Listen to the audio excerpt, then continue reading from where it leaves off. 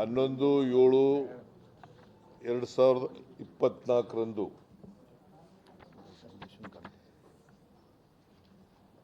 ಕಾವೇರಿ ನೀರಾವರಿ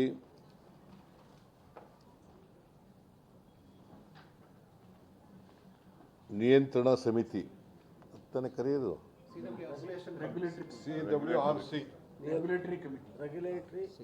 ಕನ್ನಡದಲ್ಲಿ ನಿಯಂತ್ರಣ ಸಮಿತಿಯಲ್ಲಿ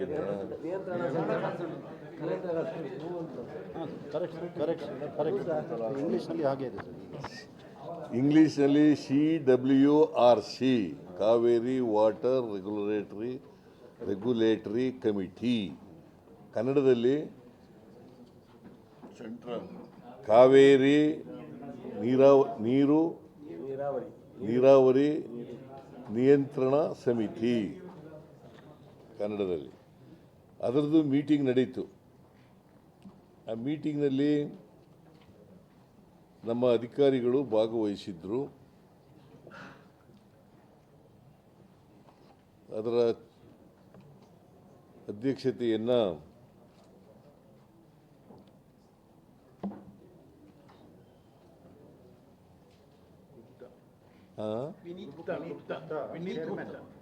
ಚೇರ್ಮನ್ ಏನಾಗಿದ್ದರು ಅವರು?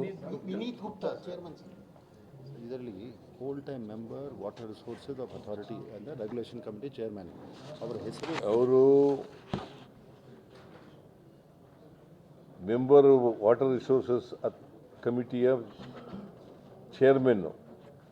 ಸೆಂಟ್ರಲ್ ವಾಟರ್ ಕಮಿಷನಿನ ಅವರು CWC ಸದಸ್ಯರು ಆಗಿರ್ತಾರೆ.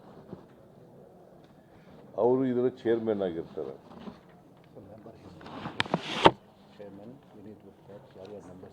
ಚೇರ್ಮನ್ ವಿನೀತ್ ಗುಪ್ತಾ. ಅದರಲ್ಲಿ MD CNNL ಕಾವೇರಿ ನೀರಾವರಿ ನಿಗಮದ ಮೆಂಬರ್ ಸದಸ್ಯರಿರ್ತಾರೆ. ನಮ್ಮ ಪರವಾಗಿ Subramanian chief engineer WRD Tamil Nadu ಇರ್ತಾರೆ ಒಬ್ಬರು ಮೆಂಬರು.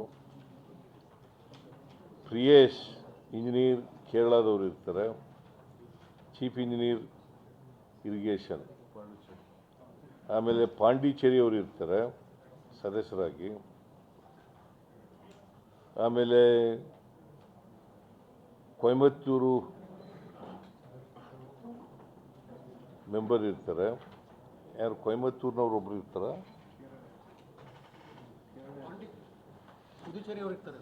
ಇಲ್ಲಿ ಇದ್ದಾರಲ್ರಿ Coimbatore. CWC central water commission. ಅವರೊಬ್ರು ಇರ್ತಾರೆ. ಯಾರು ತಮಿಳುನಾಡಿನಲ್ಲಿ ಕೊಯಂಬತ್ತೂರಿನಲ್ಲಿ ಅವರ ಆಫೀಸ್ ಇರುತ್ತೆ ಸರ್. ಶಿವರಾಜನ್ ಅವರು. ಸೊ ಶಿವರಾಜ್ CWC ಮೆಂಬರ್ ಅವರು. ತಮಿಳುನಾಡಿನವರಲ್ಲ, ತಮಿಳುನಾಡು ಮೆಂಬರ್ ಅಲ್ಲ, CWC ಮೆಂಬರ್. ಬಟ್ ಕೊಯಂಬತ್ತೂರಿನಲ್ಲಿ ಅವ್ರ ಆಫೀಸ್ ಇರ್ತದೆ. ಆಮೇಲೆ TD ಶರ್ಮಾ ಮೆಂಬರ್ ಸೆಕ್ರೆಟರಿ ಇರ್ತಾರೆ.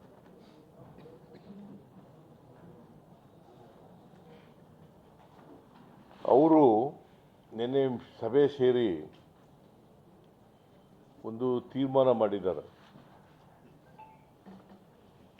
ಏನು ತೀರ್ಮಾನ ಮಾಡಿದ್ದಾರೆ ಅಂತಂದರೆ, ನಾವು ನಮ್ಮ ಪರಿಸ್ಥಿತಿಯನ್ನು ವಿವರಿಸಿದ್ರು ಕೂಡ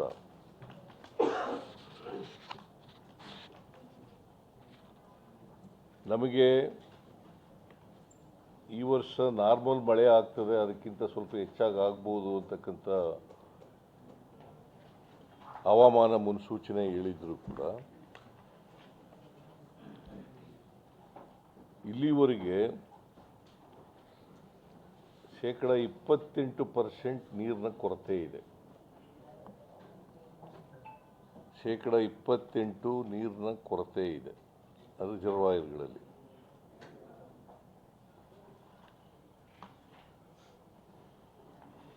ಇದನ್ನ CWRC ಮುಂದೆ ಭಾಳ ಸ್ಪಷ್ಟವಾಗಿ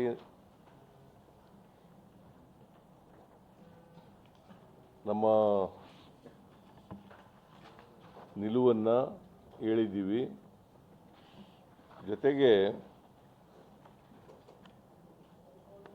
ಯಾವುದೇ ತೀರ್ಮಾನ ಮಾಡக்கூಡದು, ನಮ್ಮಲ್ಲಿ ಈಗಾಗಲೇ ನೀರಿನ ಕೊರತೆ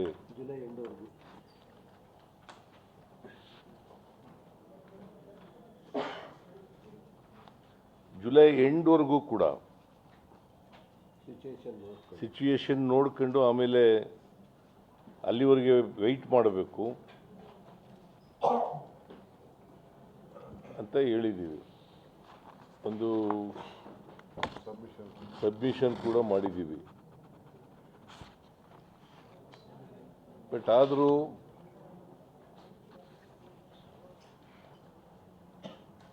ಕಾವೇರಿ ರೆಗ್ಯುಲೇಟರಿ ಕಮಿಟಿಯವರು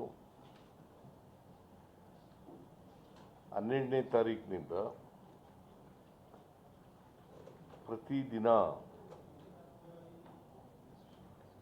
1 TMC ನೀರನ್ನು ಬಿಡಬೇಕು ಅಂತ ಹೇಳಿದ್ದಾರೆ.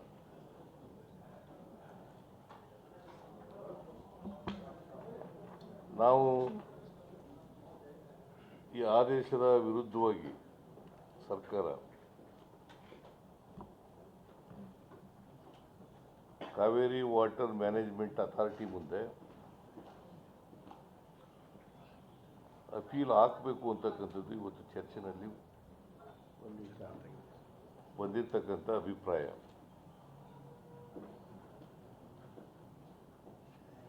ಇವತ್ತು ಮಂಡ್ಯದ ಜಿಲ್ಲಾ ಮಂತ್ರಿಗಳು, ಮೈಸೂರಿನ ಜಿಲ್ಲಾ ಮಂತ್ರಿಗಳು ಮತ್ತು ಜಲಸಂಪನ್ಮೂಲ ಸಚಿವರು, ಡೆಪ್ಟಿ ಚೀಫ್ ಮಿನಿಸ್ಟರು, ನಾನು ಮತ್ತು KH ಮುನಿಯಪ್ಪನವರು, ರಾಜಣ್ಣನವರು, ಬೈತಿ ಸುರೇಶ್ ಅವರು, ನಾವೆಲ್ಲರೂ ಕೂಡ ಭಾಗವಹಿಸಿದ್ದೆವು. ಅದರಿಂದ ನಾವು ಅಪೀಲ್ ಹಾಕಬೇಕು, ನೀರು ಬಿಡೋಕ್ಕಾಗಲ್ಲ ಅಂತಕ್ಕಂಥ ನಿಲುವನ್ನು ತಗೊಂಡಿದ್ದೀವಿ.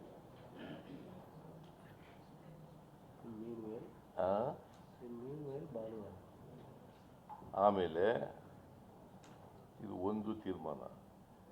ಎರಡನೇ ತೀರ್ಮಾನ, ಆಲ್ ಪಾರ್ಟಿ ಮೀಟಿಂಗನ್ನು ಕರಿಬೇಕು. ಅದು 14ನೇ ತಾರೀಕು 4 ಗಂಟೆಗೆ ಕರಿಬೇಕು ಅಂತೇಳಿ ತೀರ್ಮಾನ ಮಾಡಿದ್ದೀವಿ. ಯಾಕಂದರೆ ಇವತ್ತಿನವರೆಗೆ ಕರ್ನಾಟಕದ ನೀರಿನ ವಿಚಾರದಲ್ಲಿ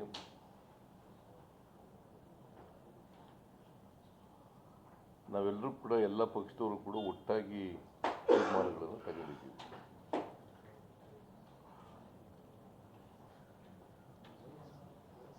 ಅದಕ್ಕೋಸ್ಕರ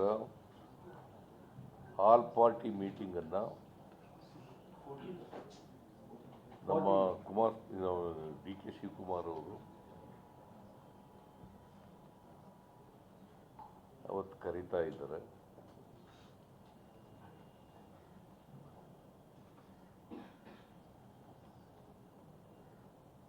ನಾನು ಕೂಡ ಸಭೆಯಲ್ಲಿ ಭಾಗವಹಿಸ್ತಾ ಇದ್ದೀನಿ. 4 ಗಂಟೆ ಭಾನುವಾರ 4 ಗಂಟೆ, 14ನೇ ತಾರೀಕು ಸಾಯಂಕಾಲ 4 ಗಂಟೆ, 14/7/2024.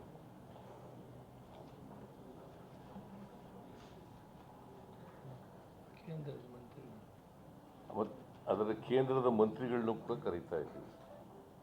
ಆ ಏರಿಯಾದ ಲೋಕಸಭಾ ಸದಸ್ಯರು, ಶಾಸಕರು ಮತ್ತು ಆ ಭಾಗದ ಲೋಕಸಭಾ ಸದಸ್ಯರುಗಳು, ಕಾವೇರಿ ಬೇಸಿನ್ನ ಲೋಕಸಭಾ ಸದಸ್ಯರುಗಳು, ರಾಜ್ಯಸಭಾ ಸದಸ್ಯರುಗಳು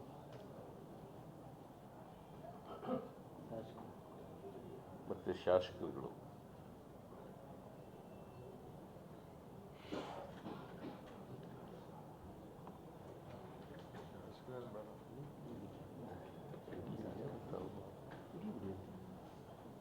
ಶಾಸಕರು ಅವ್ರನ್ನೂ ಕರಿತೀವಿ. ಸೊ ಒಟ್ಟಾರೆಯಾಗಿ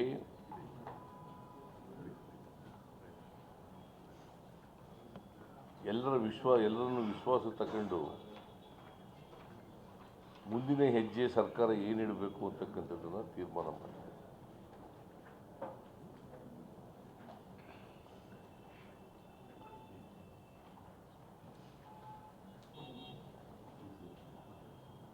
ಈಗ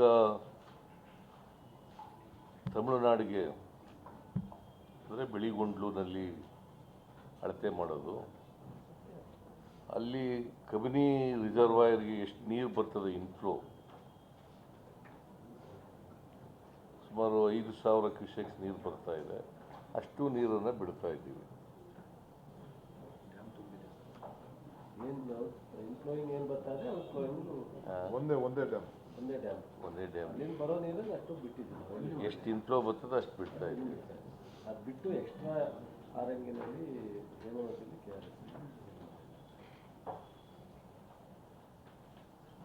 ಸೊ ನಿನ್ನೆ ಏನು ರೆಗ್ಯುಲೇಟರಿ ಕಮಿಟಿಯವರು ಹೇಳಿದ್ದಾರೆ, ಆ ನೀರನ್ನು ಕೊಡಲಿಕ್ಕಾಗಲ್ಲ. ಯಾಕಂತಂದರೆ ನಾವು ಮನವಿ ಮಾಡಿದ್ದೀವಿ, ಜುಲೈ ಎಂಡ್ವರೆಗೂ ಕೂಡ ನೀರು ಕೊಡೋಕ್ಕಾಗಲ್ಲ, ಪರಿಸ್ಥಿತಿ ನೋಡ್ಕೊಂಡು ನಾವು ತೀರ್ಮಾನ ತಗೊಳ್ತೀವಿ ಅಂತ ಹೇಳಿದ್ದೀವಿ. ಯಾಕಂದರೆ 28% ಇವತ್ತಿನವರೆಗೆ ನೀರಿನ ಕೊರತೆ ಇದೆ ನಮ್ಮ ಜಲಾಶಯಕ್ಕೆ.